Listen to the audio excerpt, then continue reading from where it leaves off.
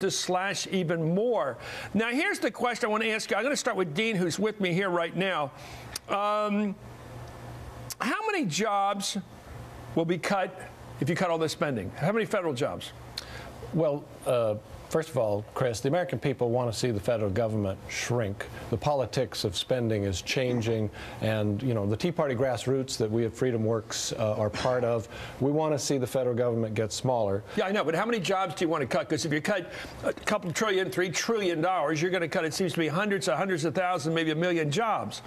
Won't you? Well, that's where the money goes. It goes to checks. You will eliminate jobs through attrition. You just go back to the 2008 levels before this huge surge in the government and this huge surge in the number. Well, how many jobs is that? Well, I don't know specifically. So you want to just make these cuts without knowing how many jobs? Let me ask Philip, do you know how many jobs you're talking about cutting, federal jobs, if you really do slash away at these programs? Because I noticed that you're being careful not to go after the simple check writing like Social Security and Medicare that go to middle class. You're basically getting rid of functions in the government which involve people. And I just wondering how many people you're throwing onto the unemployment rolls when you go about this business? Well, if they're federal workers, not enough, because I think we're going to be happy when we get all of these federal workers off the backs of the American producers and taxpayers out there. Those are non-producing jobs, and they take money out of our checks to pay their salaries. They have over-the-top salaries and benefits and pensions, and it's a disaster zone. And so my answer is there's not enough federal jobs being cut.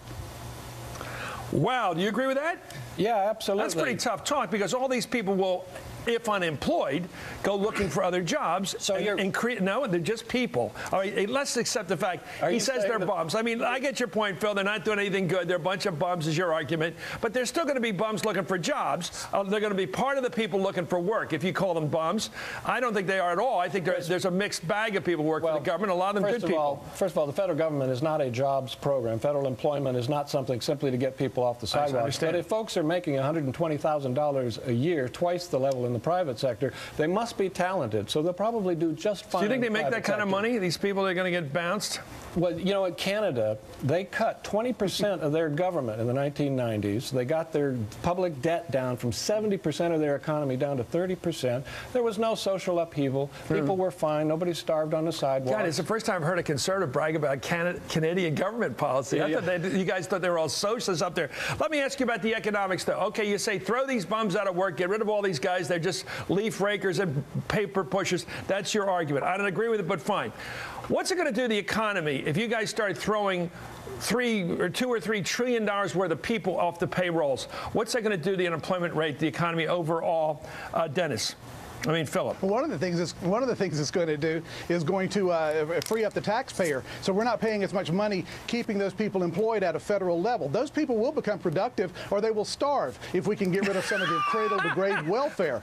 And this is the whole point, Chris. You are the raw seed of the hurricane, sir. You just say it like it is. You say throw them off the payroll, see if they starve, and if they don't starve, they might turn out to be productive. You know what, Chris? That's what I live with every day. If I can't make my living, if I get fired, you know what? I starve if I don't perform. And it's not the same way with the unionized federal workers up there. You might not like to hear that, and calling them bums was your work. I believe some of those people do have talent, and they'll make it in the private sector. Yeah, but you were saying they don't do anything productive, and that would be my definition of a bum. What would be your word for a person who's unproductive? I don't want to give them any worse name than you're giving them, that's for sure. I don't think it's a question of whether those people are productive. I'm sure they're all very good people. The question is, should the federal government be doing all these things that it's doing? It's in too many lines of business. It needs to shrink back. Okay. One political question. Why are you guys so political? I thought you were purists. Why do you leave harmless Medicare, defense, Social Security? Is that because the middle class benefit from these programs? No. Freedom Works, we just put out a plan of... So you're willing to cut Social Security, the third rail? We are, but understand we do that through reform, just like Paul Ryan. We want to see Social Security benefit growth slowed gradually. How do you do that? You have to change the benefit formula. You have to also, we want to see lower benefits reform. Lower benefits. Long term, but mostly for people at the upper end of the income. But if you don't do that, well, no. You just said it, upper end of the income. Right, but so you're means testing.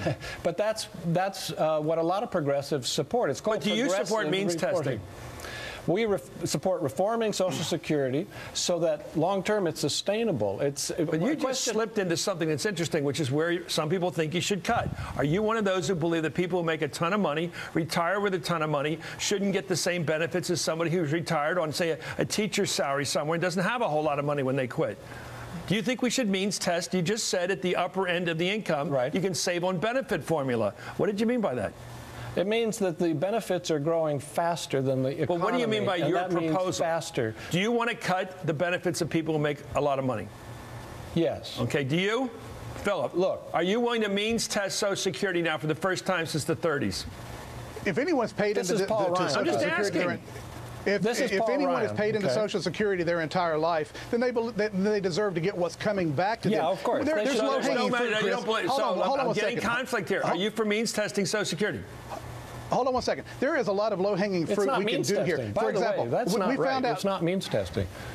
Let Philip talk for a minute. Sure. Philip, go ahead. There's a lot of low-hanging fruit out there. We found out yesterday, a report came out there that illegal aliens take 1 million jobs from Americans each year. No, I'm telling you, we are spending money in a lot of places that is low-hanging fruit that we can cut back, but eventually entitlements are going to have to be addressed, and I don't think you can kick that can down the road anymore. Why do you guys, you're kicking it down the road right now, gentlemen, because you both leapt into the truth there by saying you're going to means test, by saying you're going to change the formula. It's not means testing. No, what does changing the formula for benefits mean? It means that the benefits can't be growing so much faster than the economy that they end up becoming for people at the higher end of the income curve, you pointed out, at the higher income level. Right, but that's means testing. No, that's not the same as means testing. But you know what? We should be cutting defense. It's asking people how much income they make to decide how much their benefits are. Right. I'm getting conflict here. What I'm hearing is you'd like to cut the benefits of wealthy people lower than other people because they don't need the money. Is that a fair estimate of what you plan to do long term?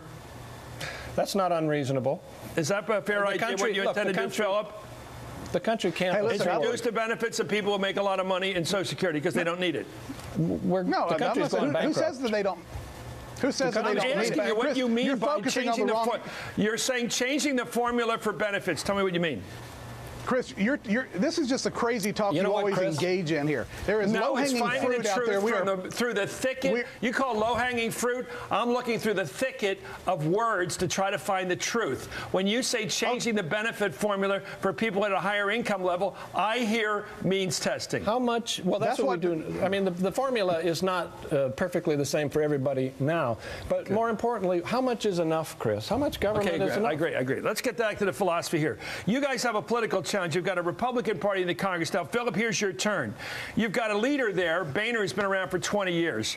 You've got a guy named Hal Rogers who's been on appropriations for 30 years. Spending money. He's known as the Prince of Pork back home. And you're counting on these guys to carry your water? Your thought?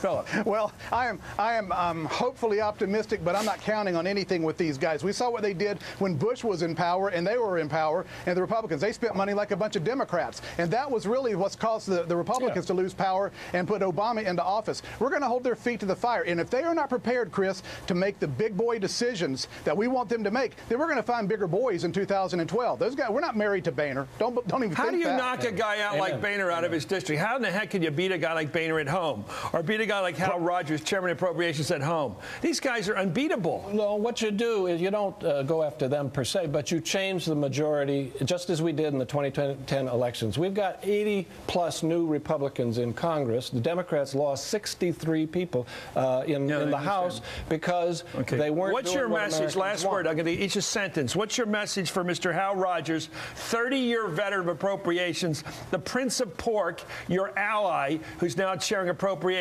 What are you saying to him tonight, Dean? I'm saying it's time to cut spending. $3 trillion over 10 years is nothing. Or else?